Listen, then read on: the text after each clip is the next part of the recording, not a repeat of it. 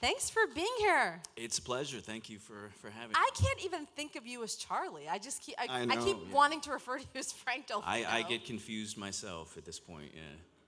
Well, first, let me start by saying congratulations on one kick-ass season premiere. Thank you very much. Season 3. It was intense, yeah. Season 3 premiered last night, and dude, what is up with Frank? I mean, Yeah, there's a lot. There's a lot going on, and as you can see there, that was kind of a dual meaning. He is in hiding, so to speak. He's sort of more reassessing things and trying to figure out how he can make things right with Annalise. Their history has gotten so complicated at this point, and it's so deep and goes back so far. But him being responsible for what happened to her in the finale of last season, which was 10 years prior, her finding that out, he's going to have to figure out how to get back in her good graces. And then also, I just wanted it to be, a sort of a physical manifestation of what he's going through psychologically, and I'm just glad they let me do it. They kind of fought me on the buzz, but they ultimately let me do it. do you think that there's any going back for him and Annalise? That's, a lot of that, what's interesting is that's sort of up to her. I mean, Frank's journey is to get back to her. Because she's really all that matters, even above and beyond his girlfriend. No, he would, he lives his life from that moment, and that's why that was so important last season. Frank, in a lot of ways, died that day and rebuilt himself as this sort of monster we know now. But he's been doing that, trying this whole time to make up for that event. And so, yeah, his only mission is to get back to her. And the event being, of course. He gave up some information that got her into a car accident, and she lost her unborn child. And she rightfully blames Frank for that, and he blames himself for it. He was devastated by that. But I mean, yeah. So it's a long road back to. Now, I mean, it's easy to vilify Frank, and he could be that, they were saying he was a hitman or an assassin or whatever the rumors were about him last season. Do you think he's a bad guy? No, he's exceptionally complicated and misguided. There's a big heart in there, but he doesn't know what to do with it, and it's this odd thing where when he tried to profess his love to Laurel, it came out as a murder confession, and you'll see other things like that happening this season. He just doesn't really know how to navigate life appropriately, I guess. Now, I know that you're part of the Shonda Rhimes world, even though she's not the showrunner. Right. When Frank rode off into the sunset with a suitcase at the end of last season, did you have a moment where you're like, oh, dear God, I'm being written off the show? No. There was this... let me just preface it by saying these guys don't know ahead of... I mean, we don't. You get the episodes at the table. That could have been. I mean, we had meetings, and it felt like that this was absolutely going somewhere. But then someone asked me in an interview if I was going to be part of season 3, and I was like, yeah, I think so. Did you hear something? Because Pete didn't tell me. But it's always nerve-wracking, but you never know. You just you enjoy it, and you just do the best work you can while you're lucky enough to be there. How much have you shot of season 3? We are right now filming episode 7. So you have a pretty good idea of where Frank is going. I do. I know where he is.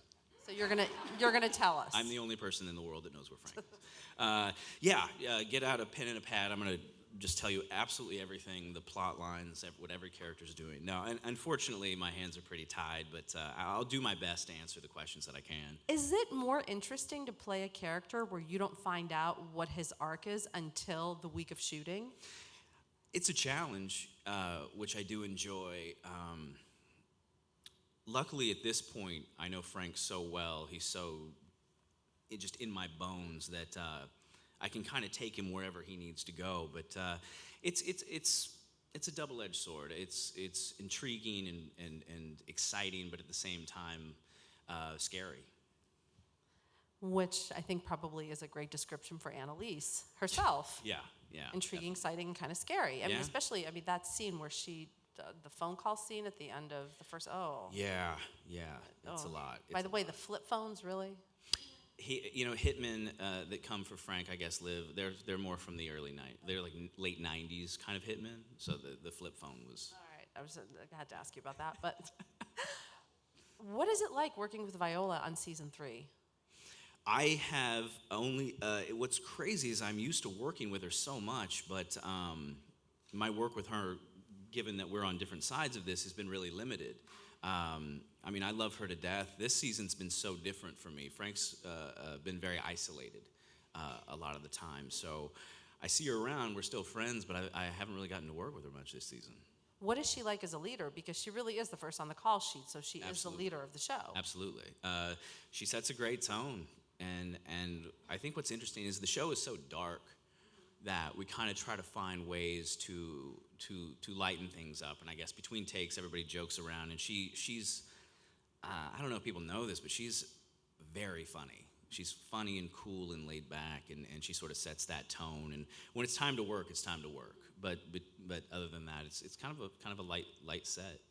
Do you guys go out all together as a cast, or do you just kind of leave it at the door? Oh, we try to. It can be tough schedules, but no, we try to have dinner together every now and again for sure. At what point did you find out what Frank was going to be up to this season? Pete and I had a couple meetings about it, so a lot of what's happened wasn't shocking to me. It's definitely veered off the course a little here and there, but luckily he was receptive to some things that I wanted to do, and I was receptive to the things that he wanted Frank to do. So it's worked out quite well. Were there any moments where you said, "Hey, Pete, you know what? I don't think that Frank would." What I do, and what I love about Pete, other than he's a fabulous writer, is he is collaborative, and he knows that I know Frank better than anyone in the world. And I tell him, you can ask me absolutely anything, and I'll tell you how Frank feels about that. And that's so cool. That's really kind of amazing that you're that tied into the character. I've never had that. I hope, it's one of those things where you hope the show runs forever just because of that relationship you get to have. Yeah, I sort of think the show's going to go for a while. I mean, if I had to guess, I hope so. I think Shonda has a way with. She's got a pretty good record. Yeah. How did you get the part? The way you really get any part. I got the scripts to go read for. Luckily, I got to go straight to Betsy Beers and the executive team, and I read for them. I think they liked what I was doing with it or the direction it was going in. Then had sort of this other, it was an audition, but you have to test for a pilot. And a lot of times it's very sterile, and there's people there that they're just there to sort of justify, their paycheck in a way. And this wasn't that. It was just the creative side of the show. It was via satellite with Pete Nowak. Betsy Beers was in the room again. Pete Nowak being the showrunner. Pete Nowak is our creator showrunner. And we just workshopped the scenes. I didn't just walk in and do it once and walk out with my fingers crossed, which is typically how those go. I was in the room for a half an hour. We did a couple of scenes, 10 different ways. And again, talking and collaborating. And it was I've never had an experience like that, but it was wonderful. And then they called the next day that it was me, and I couldn't have been happier. Seriously, they didn't keep you hanging? They just No. You know what? It was a Friday, and they called on Monday. That's amazing. Go Shonda. Yeah. Well, she doesn't mess around. What is she like as a boss? I mean, she's the top dog. Yeah, and she's almost impossible to describe. Such a warm, generous person, but at the same time has a presence that can only be experienced. That's the only way I could put that. When you look at all the shows that she's had involvement in, obviously Scandal, How to Get Away with Murder, Grey's Anatomy, how do you think she's impacted television? I know that's such a broad question, it is, but she really has changed TV, I think, more than anyone. The landscape of television, and the problem with me trying to answer that is that I don't know how she does this. I don't know how she does. I'm completely consumed by one character in Frank Delfino, whereas she oversees just this entire town of. I don't know how she does it. Does she go on set a lot? I don't see her a ton. She really lets Pete captain the ship. I mean, obviously, any huge thing would stop with her, but she lets Pete run with the show. Now, when you say that you are so into Frank, and you know exactly, if I said to you right now, would Frank wear orange socks or blue socks, you would know what socks he would want. I would know what socks. How did you get to that point? I just sort of live as him a lot of the time. Really? Yeah. Is that fun? Not really. It's kind of dark, but I don't know. It's necessary for me. That's what I like to do, and I try to spend as much time in Philadelphia as I can, and I just let him live and breathe in his own town. What would you want Frank to do next? I mean, obviously you know what happens, but I do and I don't. There are things that I do want. We're at a very pivotal part of filming, and there are things that I want to see have happen, but I don't know if they will or if they won't. Wouldn't it be nice if you actually had a warm, happy relationship with someone? It would be nice, yeah. And that's all you're going to say? Yeah. I love it. Man, you guys are so well trained by Shonda Land. You get good at it. You really do. You get good at it. Do you guys go through a boot camp of how to respond to these questions? No, I think you just learn to be sort of entertainingly vague over the course of time in enough interviews and dance around some questions. It's just it's tough. It's tough. And the truth is, with our show and the way Pete lets the story sort of unfold to himself, there are things I don't know. So we have limited information, which helps the vague process. How much do people offer you to get the finale information? I have yet to have a cash offer on that.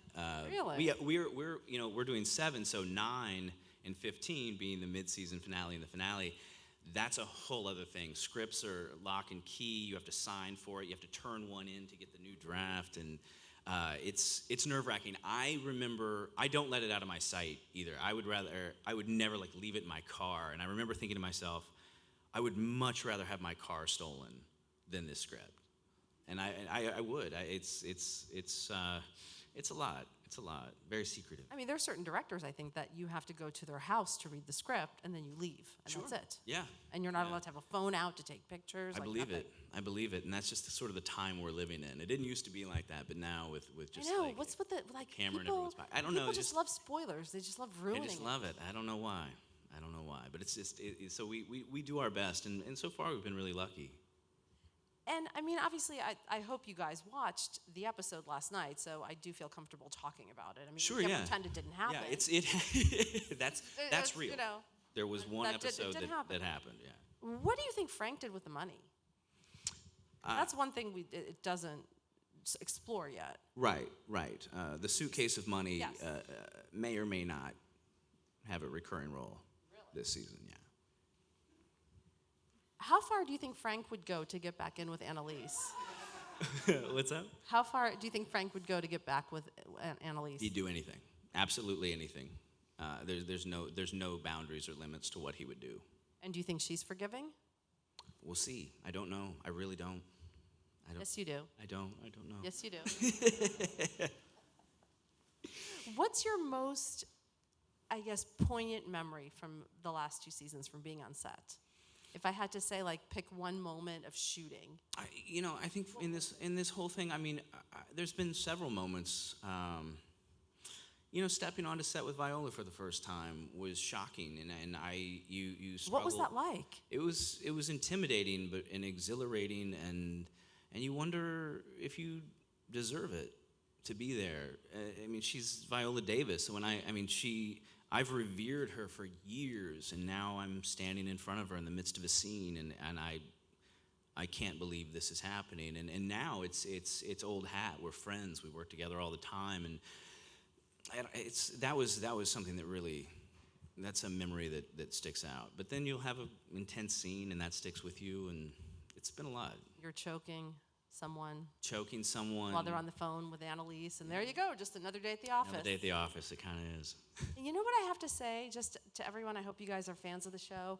What I love so much about seeing Viola is how uninhibited she is in playing emotional scenes. I mean, when she cries, the woman, there's snot coming out. Oh, She yeah. cries the way a normal person Yeah, cries. she does, and that's No, that's, but truly, that's why you she's, see a lot of actors cry, and they're like, it's why she know. is who she is, and it's why her work is a cut above. It's because when you're doing those things, you have to live this life as if no one's watching. When I shoot a scene, when I shaved my head in that bathroom, I was a man alone in a bathroom shaving his head. You can't think there's an audience, and you can't worry about if you have snot running down your nose because you're crying. Those things are real, and that's what makes those things real. And her idea in season 1 to take off her wig and take off her makeup.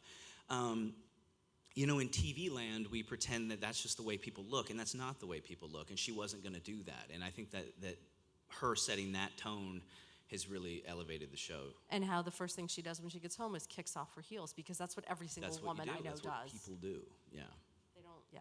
I, by the way, on a side note, I love the series where you see the woman walking around in stilettos the whole night. Right. And I'm just like, really? And then she goes to bed with her, Yes. wakes up with Yes. makeup, and Viola wasn't going to do that. And you shaved your head, was that one take? It was one take, yeah. Well, you only get the one. So, yeah, not much rehearsing that one. The beard came off. I didn't stop. And if you watch, cut myself a little bit. As one does. Real blood. I mean, you're nervous. As one does. And I was. And it was all very real, and it was way more intense than I anticipated. And I was, and just in case, but like what I noticed when I watched it, because I'm engaged in that moment and I'm living that moment. When I start shaving my head, if you look, my hand's shaking. I'm shaking As they like a would. leaf. I mean, and it was just amazing because I had just murdered someone. Maybe. I am on the run from someone who with a suitcase of cash. who I love with a suitcase of cash. Maybe. Didn't we just agree that the suitcase was real? Oh, sorry. Are we going Yes. back now and saying Okay, no. that it's not Let's real? no. The suitcase is real. Frank has it, and we'll see what happens with that. And now to our audience. Yeah.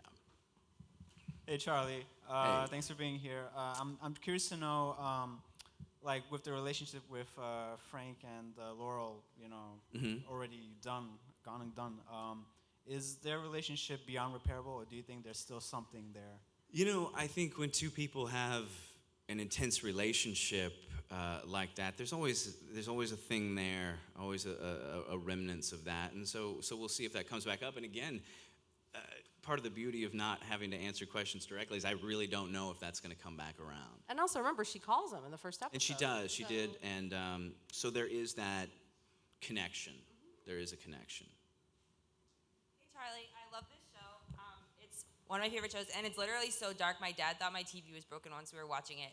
But I'm a little confused because not necessarily your character that I'm thinking about it, but earlier you were saying like how you guys just get the script and then I guess you shoot. But I feel like a lot of the arcs are like flashing back, and like when they're moving the body and she loses her ring, Right. or like in the mansion, like you film that every week, or you get that script every time? Yeah, we do that all.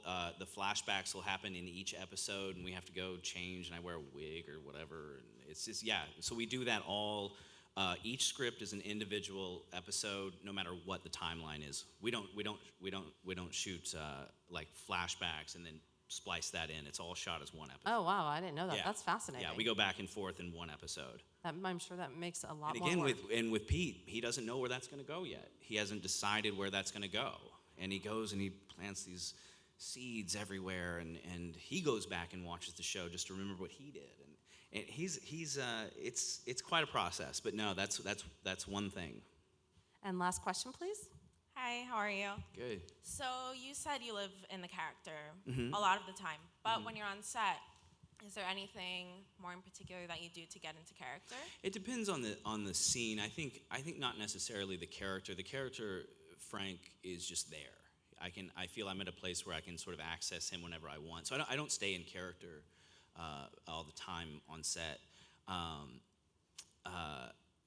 think if anything, I will take some time if I have a particularly difficult or deep scene to sort of put myself in a certain place. But for the most part, Frank is just inside there, and I just let him come out when he needs to come out. And when can we see the next episode? What's that? When's the next episode? Thursday On ABC at 10 p.m. Thank you so much.